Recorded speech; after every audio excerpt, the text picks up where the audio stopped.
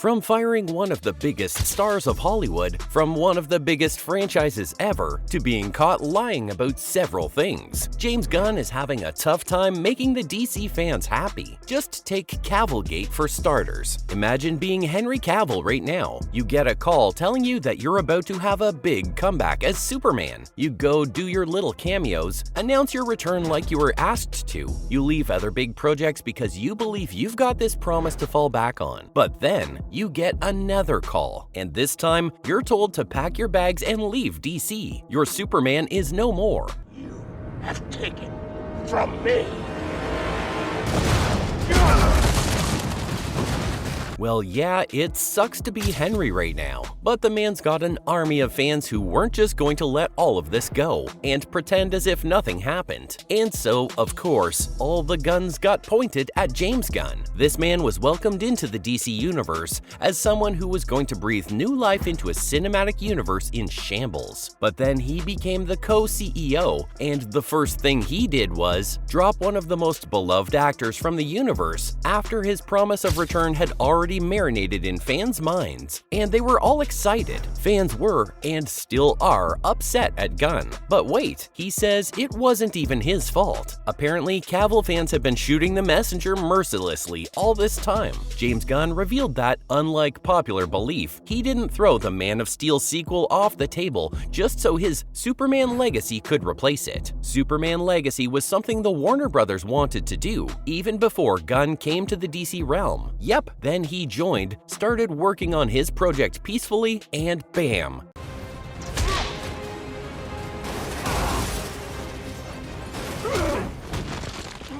The DC studios had a makeover again. No matter who's managing DC, one thing will never change. They'll forever be indecisive. At any given time, there are at least two visions trying to either cancel each other out or coexist in the same universe. The same thing happened here. Before Cavill's cameo in Black Adam, before James Gunn and Peter Safran took over, WB wanted Superman Legacy, and they clearly wanted it with another actor playing the superhero. But then, of course, the old DCEU was still alive and trying hard to remain well. There were new projects like Black Adam on the table, and with The Rock as the lead, there were high hopes. So up until this point, the plan was to get two Supermans to coexist in the same universe. But then, no offense to anyone, Black Adam flopped big time, and the last crumb of Snyder's DC became irrelevant. Keep in mind that at this point, Gunn and Safran are the bosses, and WB knows that nothing from Snyder's universe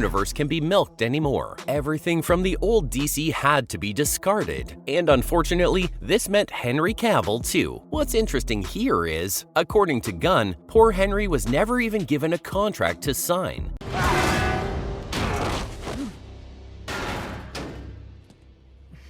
It was just a verbal promise. And as for Superman Legacy, he said that this project was never developed with Cavill in mind. So technically, he wasn't recast. It's just that the project he was supposed to be in got cancelled. Then this means that it wasn't James Gunn or Peter Safran who wronged Henry. It was the old management. And also someone else. The Rock has some questions to answer. Well, Gunn has debunked that Cavill's departure from the franchise had nothing to do with him. Now there's another rumor going about. According to an insider, Dwayne Johnson used the British star as a pawn in his game. See, some fans now believe that The Rock just wanted his own Black Adam franchise to book a permanent place in DC. To make that happen, he convinced everybody, including Cavill, that Superman's return was important. And voila, we had the cameo. But unfortunately, it wasn't enough to save the sinking box office ship. Last year, Johnson confirmed that he had a big influence in bringing Henry's Superman back.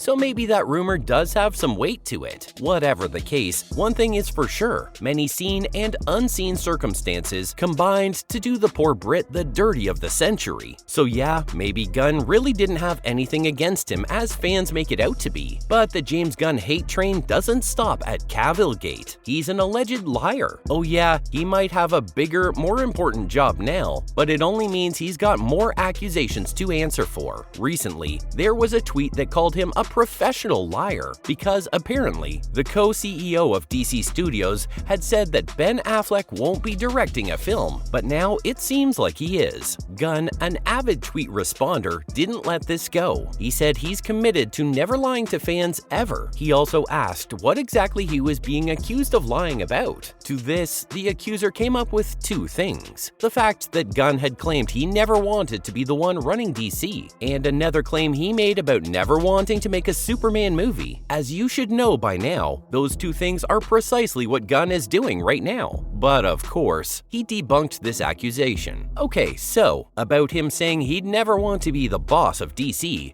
and then becoming the boss of DC, he said that what he really meant was that he never wanted to be the lone CEO of the studios, and he stood by that. He only accepted the position of CEO when he was offered to share it with Peter Safran. This is because, according to him, being a co-CEO gives him the space and capacity to cater to his creativity while also being the boss. And about the Superman movie, well, this is also something people misunderstood about him. Gunn said he was offered to make the Man of Steel sequel, which he turned down, and made Suicide Squad instead. It was only when he found a project he really wanted to work on that he accepted the offer to work on a Superman movie. So yeah, the guy really is just working in his lane. It's just that the lane he's working on is littered with bad decisions that people before him made, and he gets all the fire for it because now he's in the driver's seat. All things considered, I think we can agree that things are going in the right direction. A new realm awaits us. See, I get the hurt feeling over the way Cavill was treated, but not giving James Gunn a chance isn't the answer. When you think about it,